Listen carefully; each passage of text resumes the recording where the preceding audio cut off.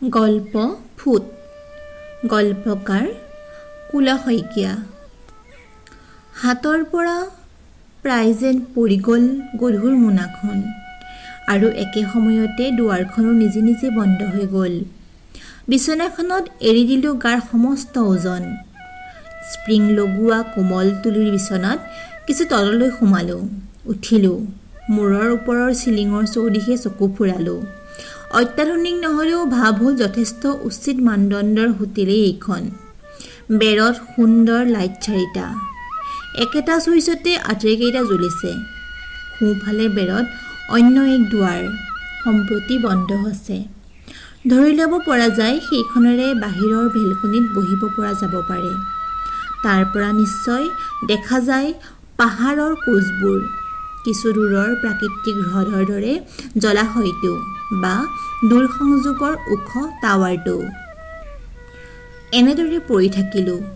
ক্লান্ত শৰীৰ আৰু মনৰ পৰা ভাগৰ আঁতৰি পৰা পৰ্যন্ত কিছু সময় এইদৰেই পৰি থকা ভাল হ'ব। ভাৱ হ'ল খালৰ বোকাত লেটি লৈ থকা ম'হৰ দৰে মই আৰাম বিচাৰিছোঁ। কোঠাটোৰ ঈষৎ পোহৰত কিছু আৰাম ভাৱ আহিছে।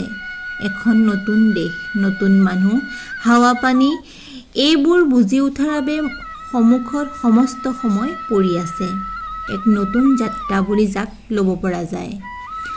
দেশ বুজাৰ, মানুহ চিনাৰ আৰু তাৰ পিছৰ জীৱিকা জীৱনৰ সৈতে অন্তৰংগ সফৰ। বাছ মই এতিয়া এই দেশত এনেদৰে চলিব লাগিব। লাহে লাহে মোৰ কিছুমান বন্ধু বান্ধৱৰ সৃষ্টি হ'ব। সপ্তাহ শেষত মই নিশ্চয় তেওঁলোকৰ সৈতে সাগৰৰ পাৰত ধেমালি কৰিম। কোনোবা শ্বপিং মলত গৈ ক'ৰবাত কেচিনোৰ সৈতে অভিজ্ঞতা মুহূৰ্ত। এইবোৰ নিয়মমতে আৰম্ভ হৈ যাব। তই পাহৰি থাকি বা পাহৰাৰ বাৰে বাৰে আখৰা দিবি স্বদেশৰ দিন ৰাতি, পুৱা গধূলি। এইদৰে কোৱাত প্ৰদীপৰ নিশ্চয় যুক্তি আছিল। কাৰণ বিদেশৰ মাটিত যি ইতিমধ্যে কটাই দিছে ভালে কেইবছৰ, তাৰ পেৰাত জমা হৈছে অজস্ৰ অভিজ্ঞতা। মানুহৰ সৈতে মিলা মিছা, ঠগ প্ৰবঞ্চকৰ মাজৰ পৰা ভাল মানুহ বাছি পেলোৱা, এইবোৰ শিকি পেলাবি। সকলো কাইদা, মানুহক চিনি পেলোৱাৰ কিটিপ। সেই যে আমাৰ কোৱা যায় এটা চাউল চেপিলেই গম পোৱা যায় ভাত সিজাৰ কথা। হা হা হা। প্ৰদীপে ডিঙি ওখ কৰি মোৰ ফালে চাইছে। অৰ্থ চা, আজি অত বছৰে পাহৰা নাই। খাৰ খোৱা মানুহৰ ফকৰা যোজনা জাতীয় কথা বতৰাবোৰ। বিদেশৰ মাটি পানীয়ে কেতিয়াও কাঢ়ি নিব পৰা নাই স্বদেশৰ ভাষা, নিজৰ কথোপকথন। সি পাণত সানি ল'লে চূণ। মুখৰ ভিতৰলৈ ঠেলি দিলে তামোলখন। ক'লে, আহ, ওলাই আহিলেই হৈ যায়। বৃত্ত ভাঙিব পাৰিলেই ধৰি ল বহুত ছাকচেছ। তাৰ পিছত নিজে নিজে চলি যায়। এই ধৰ চাকৰিত জইন কৰিলি, নতুন এক ৱৰ্ক কালচাৰ সোমাই পৰিলি, অফিচত আড্ডাবাজি নচলে বুলি গম পালি, তোক ভগাই দিয়া কামৰ ৰিজাল্টৰ ওপৰতে নিৰ্ধাৰিত হ'ল তোৰ জীৱন জীৱিকাৰ ভাগ্য। অন্য কথা নাই। এই ধৰ খোচামুঠ, তেল তুল, মুঠ কথাত কামৰ মূল্য হ'ল তই তাত টিকি থাকিবি। তোৰ পৰা যিখিনি পাবলগীয়া সেইখিনি পূৰা মাত্ৰাই। গম নোপোৱাকৈয়ে মুঠ খাই যোৱা চকু দুটা জোৰকৈ মেলি দিলোঁ। টোপনি নহ'লেও ক্লান্ত শৰীৰে বিচাৰিছে কিছু বিশ্ৰাম। ভাৱ হ'ল বিচনাৰ কাষৰ টেবুলখনলৈ চকু দিলোঁ। সুন্দৰ এটা টেবুল লেম্প। হোটেলৰ নিয়মাৱলী। লেমিনেটেড। লিখিবলৈ কিছু কাগজ পত্ৰ, এটা কলম, পানীৰ গিলাচ। হাঁ, উঠিলোঁ। গিলাচত পানী বাকিলোঁ। মুখত ঢালি দিয়া ঠাণ্ডা পানীখিনিয়ে ডিঙিৰ ভিতৰত যেন খান্দি থৈ গ'ল এটা ডুং। বাহিৰত এতিয়া ভীষণ ঠাণ্ডা। ভিতৰত ৰুম গৰম কৰা হিটাৰ পাহৰাই ৰাখিছে যেন এক ঠাণ্ডাৰ উপদ্ৰৱ। বহিলোঁ বিচনাতে। কিছু সময় পিছতে প্ৰদীপ আহি পোৱাৰ কথা। তাক দিয়া হৈছে হোটেলৰ ঠিকনা। বাকীখিনি সি নিজেই মেপত চাই উলিয়াই লোৱাৰ কথা। তাৰ থকা ঠাই বোধহয় 3 ঘণ্টামান দূৰৈত। সি কোৱা মতে 3 ঘণ্টা গাড়ী চলাই সি মোৰ ইয়ালৈ অহাৰ কথা। অন্তত নতুন ঠাইত তাক পাই গ'লে কিছু সময়ৰ বাবে মন ভৰি উঠাৰ সম্ভাৱনা। ভৰিৰ জোতা খোল খালে। খুলি পেলালোঁ গৰম জেকেটটো। গাটো পাতল পাতল লাগিল। লগত অনা গধুৰ বেগটো ঠেলি হেঁচুকি পঠিয়ালোঁ কাষৰ সৰু কোঠাটোলৈ। চেহেৰাত পৰিস্ফুট হৈ পৰিছে ক্লান্তিৰ চিহ্ন। চকুত নিদ্ৰাহীনতাৰ কলা দাগ। সন্মুখৰ আইনাত চাই পেলাইছিলোঁ সিঁচৰিত হৈ পৰা মূৰৰ চুলিখিনি, ৰুক্ষ তাৰ চেহেৰা। হাতেৰে ঠেলি দিলোঁ কপালত পৰি থকা চুলিকেইডাল। ফুটি ওলাল জেট লিয়াগৰ প্ৰভাৱে আনি দিয়া শান্তিৰ ছবি। এই যে কেইবাঘণ্টাও প্লেনত বহি থাকিলি, পাৰ হৈ গ'ল বিভিন্ন সময়ৰ হিচাপ। ইটোৰ পিছত সিটো দ্ৰাঘিমা। ক'ৰবাত ৰাতিপুৱাল মহাসাগৰৰ ওপৰত, তাৰ বাবে ৰাতিৰ আন্ধাৰ। এইবোৰেও তোক ক্লান্ত কৰি তুলিব। সময় অসময়ৰ ধাৰণাই দেহ-মনক বেলেগ ধৰণে আন্দোলিত কৰিব। জেটল্যাগ, বিমানৰ দীৰ্ঘ উৰাণৰ প্ৰভাৱ। এই ধৰণৰ অতিশয্যাৰ পৰা মুক্ত হওঁতে তোক এদিন দুদিন লাগি যাব পাৰে, কাৰণ তাৰ বাবে প্ৰথম হ'ব এই ধৰণৰ এক অভিজ্ঞতা। প্ৰদীপে নিজকে হিৰো বুলি কোৱাৰ এক পৰোক্ষ চেষ্টাৰে এইখিনি কৈ পেলোৱা বুলি সেইদিনা নিশ্চয় ভাবিছিলোঁ। কিন্তু এতিয়া গম পাইছোঁ যে গা-মনত এই তেনে এক ধৰণৰ প্ৰভাৱ আহি পৰিছে। তথাপি মই সন্মুখৰ আইনাখনত চাই ৰ'লোঁ নিজৰ বিধ্বস্ত ৰূপ। কিছু দেৰি মই নিশ্চয় এইদৰে চাই আছোঁ, কাৰণ মই গম পাইছোঁ যে মই এইখিনি ঠাইতে কিছু সময় নিশ্চল হৈ গৈছোঁ। কাষৰ বেচিনটোত হাত দুখন বা মুখখন ধুই পেলোৱাৰ স্পৃহা জাগিছে। ভাৱ হৈছে কুহুমীয়া পানীতে গাটো তিয়াই পেলাওঁ, তাৰ পিছত একাপ গৰম চাহ আৰু সৰু সুৰা কিবা এটা চুবোৱা বস্তু। কিন্তু কিবা এটা কামত লাগি যোৱাৰ অনুৎসাহ আৰু কৰ্মবিতৃষ্ণাই মোক আচ্ছন্ন কৰি ৰাখিছে। আইনাখনত মোৰ পিছফালৰ বেৰখনত লাগি থকা আলমাৰিটোৰ প্ৰতিচ্ছবি ওলাইছে। ওপৰত জ্বলি থকা ক্ষীণ পোহৰৰ লাইটটোৱে কোঠাটোত আনি দিছে অন্য এক সৌন্দৰ্য।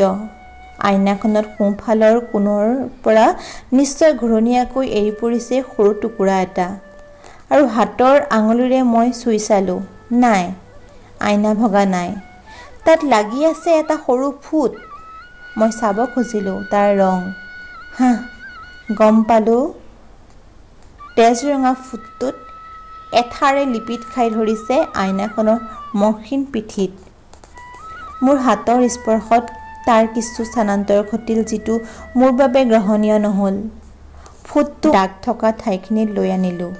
সেইটো আগৰ ঠাইত লিপিত খাই লাগিল। এইখিনিয়েই তাৰ বাবে সঞ্চিত ঠাই। তাতে তাৰ বাবে আহি পৰিছে বিশ্ৰামৰ অধিকাৰ। মনটো ভাল লাগি গ'ল। এখন কপালৰ স্বকীয় স্থানৰ পৰা সি সলাই দিব পাৰি এটা ফুটৰ নিজস্ব সাম্ৰাজ্য। প্ৰতিটো ফুট, সেইটোৰ ৰং, আকৃতি, চেহেৰা, এই সকলোবোৰে থিৰাং কৰি দিয়ে এখনি সুদৰ্শন কপাল আৰু ইয়াৰ সৌন্দৰ্যক। প্ৰদীপৰ কথাষাৰ হজম নহ'ল। মুকুতে ক'লে, অৰ্থাৎ তোৰ মতে একোটা ফুটৰ একোখন নিজস্ব কপাল থাকে একোখন মুখ। সেইখন কপালতহে ফুটটো শুৱাই পৰে, ঠিক যেন তাৰ বাবে সৃষ্টি কৰা হৈছিল কপালখন। সুন্দৰ মুখখনি, চকুৰ চেলাউৰি, কপালত আমনি কৰা চুলিৰ জোপোহাখিনি, আৰু শেষত তই ক'ব পাৰ ফুটৰ গৰাকীক ফুটটোৰ বাবেই সৃষ্টি কৰা হৈছিল। কি এক ফাল্টু লজিক। কিন্তু তাৰ ভ্ৰুকুটিৰ প্ৰদীপৰ খঙৰ ফিউজ উৰাৰ যিটো আশংকা আছিল, তাক নস্যাৎ কৰি প্ৰদীপে মৌন হৈ ৰ'ল। মই ক'ব খুজিলোঁ মুকুটক যে প্ৰদীপৰ বাবে সৌন্দৰ্য সংজ্ঞা তেনেও হ'ব পাৰে। প্ৰত্যেকৰে অনুভূতি সম্পৰ্কত নিজস্ব সংজ্ঞা আছে, নিজে দি লোৱা শব্দ সম্ভাৰ আছে। সেইবোৰে কঢ়িয়াই আনে সৌন্দৰ্য, অৰ্থ, সুখ দুখৰ ভাৰ, আৰু তাকেই যে আমি আটাই মানি ল'ব লাগিব তাৰো অৰ্থ নাই। মুঠ কথাত শব্দ আৰু অৰ্থ। মই ভাল পাওঁ মেঘ টুকুৰা, বৰষুণৰ টোপালটো বা নদীৰ ঢৌখিনি, তয়ো ভাল পাব লাগিব বুলি কথা নাই। তোৰ ভালপোৱাৰ নিজস্ব সংবিধান আছে। সেই নীতি নিয়মে তোক কয় সেইখিনি শেৱালি বুটই বুটলি ল। সেইখিনিৰ পাহিত এতিয়াও লাগি আছে পুৱাৰ নিয়ৰ, দুবৰিৰ উশাহ, আৰু তেনেদৰেই তই তুলি লৈছিলি সিহঁতক, আৰু তেনেদৰেই তই মনৰ ভিতৰত লিখি পেলাইছিলি এখন শব্দৰ অভিধান, যিখনে অন্তৰংগ মুহূৰ্তত তোৰ মনলৈ আনি দিছিল একোটা শব্দৰ অৰ্থ, প্ৰেম, সৌন্দৰ্য আৰু ধৰ তেনে কিবা কিবি। প্ৰদীপৰ কথা আৰু চিগাৰেটৰ ধোঁৱাই কফি টেবুলখন ভৰাই পেলালে। মই ক'লোঁ, আচলতে কথা আছিল খিৰিকীৰ কাষৰ টেবুলখনত বহি থকা সুনীতিৰ ফুটটো। সেইটো বেলেগৰ কপালত কেনে লাগিব পাৰে? ধৰ এখন সুন্দৰ পেইণ্টিঙৰ যেন পৰি গ'ল এক অবাঞ্ছিত ৰঙৰ টোপাল। কথাষাৰত মুকুতে ডাঙৰকৈ হাঁহি দিলে। হাঁ হাঁ হাঁ। সুনীতিয়ে ঘূৰি চালে এইফালে। প্ৰদীপে হাতৰ আঙুলিৰে তাইক ইংগিত দিলে যে চব ঠিকে আছে, জাষ্ট ফূৰ্তি ফাৰ্তা, আৰু তাইৰ দুচকুলৈকে বিয়পি পৰিল হাঁহি। খিন্নিৰ ৰঙা ৰঙৰ ফুটটো কম্পিত হ'ল হাঁহিৰ সৈতে নৃত্যৰত কপালৰ মাজত। আৰু মই মন কৰিলোঁ সুনীতিৰ হাঁহিৰে ধুনীয়া কৰি তোলা ফুটটো আৰু মোৰ স্মৃতিৰ পৰা এই মুহূৰ্তত আঁতৰি গৈছে, আৰু এতিয়া মই ৰেডিমেড ৰঙা ফুট এটা সন্মুখত লৈ এখন ভিন্ন দেশত অচিনাকি ঠাইত থিয় হৈ আছোঁ। এতিয়াই মই ইচ্ছা কৰিলে কোঠাটোৰ লাইটটো নুমাই দিব পাৰোঁ, আন্ধাৰত ডুবাই দিব পাৰোঁ। ইয়াৰ সমগ্ৰ সম্পদ এই আলমাৰিটো, মোৰ চুটকেছটো, আইনাখন আৰু ইয়াৰ সৈতে এটা ৰঙা ফুটটো। এনে এক আন্ধাৰত মই নিজেও ডুব যাম, আইনাৰ সৈতে, ফুটটোৰ সৈতে, অথচ স্মৃতিৰ টুকুৰাবোৰ, খণ্ড বিখণ্ড চিহ্নবোৰ ডুবেনে এইবোৰ আন্ধাৰত সমুদ্ৰত? মোৰ মুখেৰে ফুটি নোলাল প্ৰশ্নটো, কিন্তু ভাৱ হ'ল এক অস্ফুট স্বৰতে প্ৰশ্নটো উভতি আহিল মোলৈ। সন্মুখৰ আইনাখন হৈ পৰিল যেন এক প্ৰতিফলন ক্ষেত্ৰ। আইনাখন আৰু ফুটটোৱে মোলৈ পঠিয়াই দিলে প্ৰশ্নবাণ।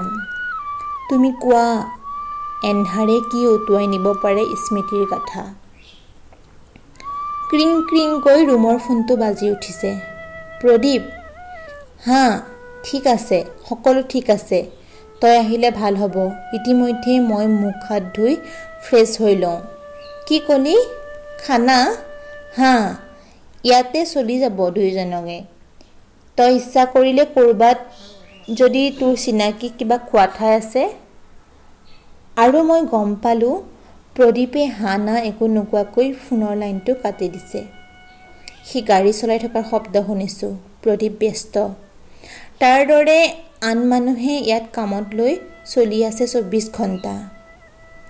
কাম হয়তো দেখাত তোৰ হাতত নাই, অফিচতে তই সেইবোৰ এৰি থৈ আহিছ পিছদিনা পুৱালৈ, অথচ কাৰ্যত তোৰ মূৰত চলি থাকিল আধৰুৱা কামৰ ষ্ট্ৰেছ।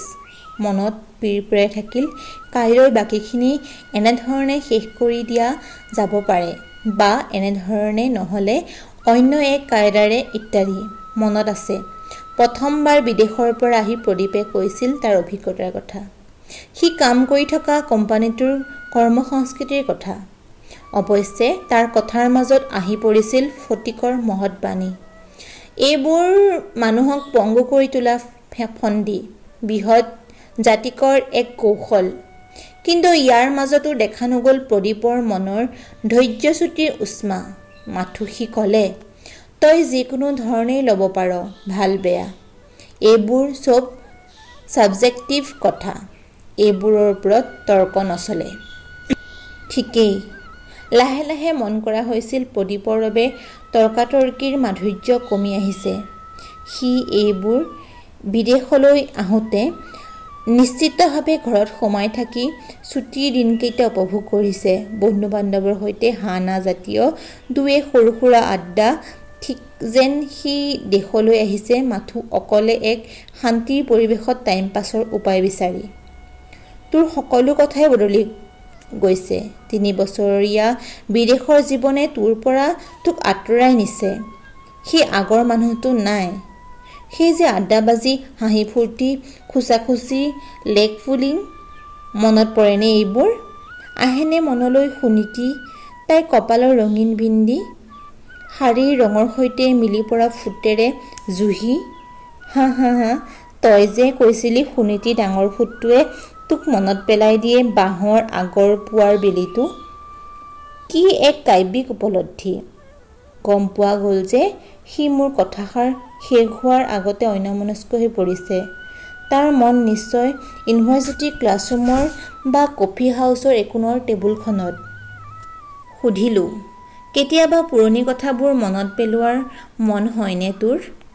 এই ধৰ বিদেশৰ সাগৰৰ বালিত বহি বা সাগৰত ডুব যাব পৰা পশ্চিমৰ বেলিটো চাই কেতিয়াবা তোৰ মনলৈ আহিছে জুহি, সুনীতিৰ বিন্দিৰ কথা, ৰঙা ফুটৰ তফাত কোনখিনিত বুলি? মোৰ কথা নিশ্চয় শেষ নহ'ল। তাৰ মুখৰ পৰা চিগাৰেটৰ ধোঁৱাই কঢ়িয়াই আনিলে সেইখিনি কথা। মই একেই আছোঁ, একো বদলা নাই। মাথো কেইটামান বছৰ বাগৰি গৈছে। 3টা বছৰো কি দীঘল সময়।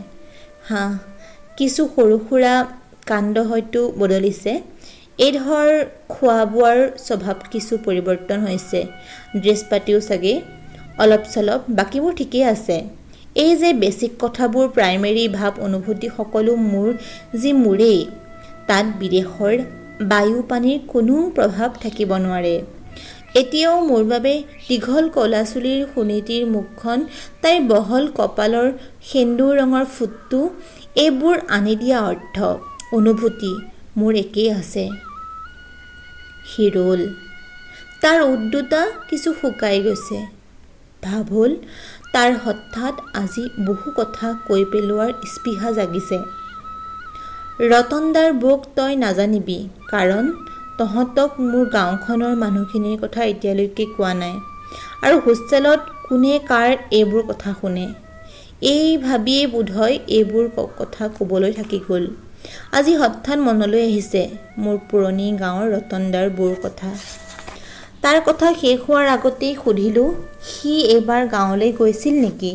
আৰু সি মুখেৰে ক'লে যে এতিয়া আৰু গাঁৱৰ সৈতে কোনো সম্পৰ্ক নাই।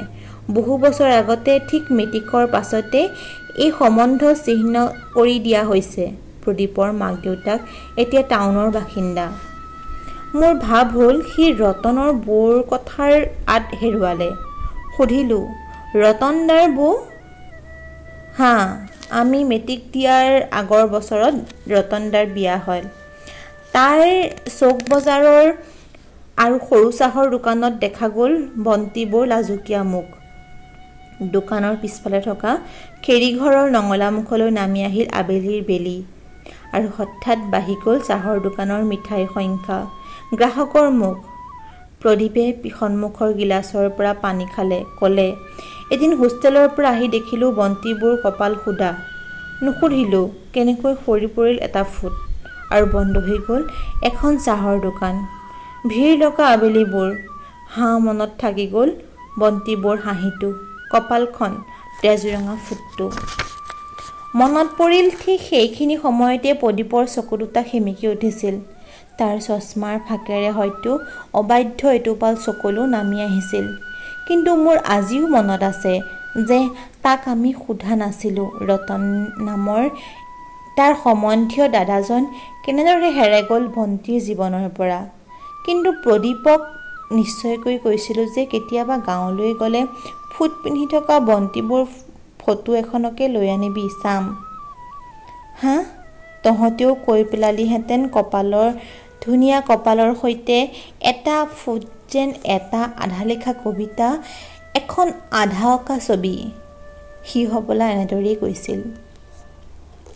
গম পালোঁ যে ইতিমধ্যে মই বেলকনিৰ দুৱাৰ খুলি বাহিৰ ওলাই পৰিছোঁ, আৰু যে হোটেলখনৰ পৰা দেখা যায় এক সুন্দৰ দিগন্ত, দূৰৈ সৰু সৰু পাহাৰৰ মণিমালাৰে এক অপূৰ্ব স্কাইলাইন, য'ত আকাশ পাহাৰ গিলিছে। কিছু পৰ আগতে ডুবি গ'ল বেলিটো দিগন্তৰ কোনোবাখিনিত। মই আৰাম কৰিব পৰা চকীখনত বহি দিলোঁ। বাহিৰৰ বতাহ যথেষ্ট ঠাণ্ডা। কিছু সময় এনেদৰে বহি দিব পৰা যায়। আন্ধাৰৰ পাতল চামনি এখন আগবাঢ়ি আহিছে। টাবত অচিনাকি ফুলৰ পুলি, বেৰত ডাঙৰ এখন পেইণ্টিং, ৱাটাৰ কালাৰৰ ফুটি উঠিছে। এটা ডাঙৰ জলপ্ৰপাত, বৈ যোৱা কিছু জান-জুৰি, অত-তত শিলৰ পাহাৰ। ভাল লাগিছে। লাইটৰ ছুইচটো অন কৰি দিলোঁ আৰু মই কিছু সময় পাৰ কৰি দিলোঁ পেইণ্টিংখনৰ ওপৰত দৃষ্টি পেলাই। ওচৰ চাপি আহিলোঁ ছবিখন বন্ধোৱা আইনাৰ ওপৰত লাগি থকা সৰু ফুটটো চুই চালোঁ। আঙুলিত লাগিল ধূলিৰ এক পাতল প্ৰলেপ। ধৰি ল'লোঁ কিছুদিন আগতে ফুটটো তাত হেঁচি দিয়া হৈছিল। আইনাৰ মিহিৰ পিঠিত সি তেনেদৰে লিপিত খাই পৰিছিল আৰু কিছু দেৰি পাছত প্ৰদীপ আহিলে তাৰ সৈতে আৰম্ভ কৰি দিব পৰিত্যক্ত ফুটটোৰ বেকগ্ৰাউণ্ডৰ ইতিহাস। সম্ভাৱ্য ঘটনা। মনটো ভাল লাগি গ'ল। বিদেশত আমি অন্ততঃ আড্ডাৰ সমল পালোঁ আৰু আহি যাব পৰা প্ৰদীপৰ জ্ঞানগৰ্ভ বক্তব্য। তই নিশ্চয় ভাবিলে যে চতুৰ্দশী জোনাক তাচ্ছিল্য কৰিব পৰা নাযায় আৰু আলফুলে এৰুৱাই আনিলে কপালৰ ফুটটো তৰ্জনী আঙুলিৰ আগেৰে লগাই দিলে পেইণ্টিঙৰ পোহৰত। এনে লাগিল পেইণ্টিঙৰ জলপ্ৰপাতৰ নৈত সৃষ্টি হ'ল সৰু ঘূৰণীয়া দ্বীপ। তোৰ কল্পনাই আকাশ চুৱে, মই জানো, কিন্তু এতিয়া তোৰ কথাকে মই ভাবিব লৈছোঁ। ধৰ তোৰ আৰু সুনীতিৰ যোৱা দুবাৰ তই স্বদেশলৈ আহোঁতে লৈ গৈছ ৰেডিমেড বজাৰৰ বিন্দিৰ ডাঙৰ ফুট পেকেট। কৈছে বিদেশত এতিয়া একেখন চহৰতে সুনীতিয়ে কাম কৰিছে। বিদ্যালয়ত তাই পঢ়ুৱাইছে আৰু তই তাইক লগ পাইছ। তাইৰ বাবে তই গিফ্ট দিছ দামী ফুটৰ পেকেট। যোৱা 2 বছৰ এনেদৰে চলিছে। কৈছে সুনীতি একেলগে পঢ়া দিনৰ দৰে ফূৰ্তিবাজ, আড্ডা ভালপোৱা। মুঠ কথাত বছ তাই আগৰ দৰে হাঁহিলে চকুৱে নাচে। বতাহত চুলিয়ে ঢাকে তাই কপালৰ ফুট, যাৰ ৰং মিলি শাৰীৰ ৰঙৰ সৈতে, তাইৰ হাঁহিৰ ৰঙৰ সৈতে। প্ৰদীপক পালে এইমাত্ৰ মই হয়তো এনেদৰে কৈ পেলালোহেঁতেন আৰু ক'লোহেঁতেন, এইবাৰ তই ঘৰলৈ আহোঁতে ফুট কিনা নাই, কোনো গিফ্ট লোৱা নাই, মাথো কৈছ জন বুলি নৃতত্ব বিদেশী প্ৰফেচাৰগৰাকীৰ সৈতে সুনীতিয়ে বঢ়াই তুলিছে বন্ধুত্বৰ ঘনত্ব। এই ধৰ সিহঁত মিলিছে উইকেণ্ডৰ সাগৰ পাৰত, ডাঙৰ থিয়েটাৰ হলত বা কেচিনোৰ ভিতৰত। হয়তো সুনীতি এইখন হোটেলতে আছিল, জনৰ সৈতে চাইছিল পাহাৰৰ সিপাৰৰ জলপ্ৰপাতখনৰ পানীৰ সোঁত আৰু পূৰ্ণিমাৰ ৰাতি খুলি থৈছিল কপালৰ ফুট আৰু লগাই দিছিল পেইণ্টিঙৰ আইনাত। কৈছিল তাই বিভিন্ন ৰঙৰ ফুট ভাল পায়। হয়তো কৈছিল তই স্বদেশৰ পৰা আনি দিয়া ফুটবোৰৰ কথা, তই লিখা কিছু কবিতাৰ পংক্তি আৰু মই নিশ্চয় প্ৰদীপক নকওঁ যে সুনীতিয়ে এৰি থৈছে 2-এটা ফুট হোটেলৰ এইটো ৰুমৰ অত-তত ভিতৰৰ দাপোনত, ফেনৰ ছুইচ বৰ্ডত, টেলিফোনৰ ৰিচিভাৰত, বেলকনিৰ পেইণ্টিঙত। আৰু সেইবোৰে এতিয়া আমাৰ সৈতে আড্ডাত বহিছে। তোক কৈছে ৰুমৰ ঘণ্টি বাজিছে, প্ৰদীপেই হ'ব লাগে।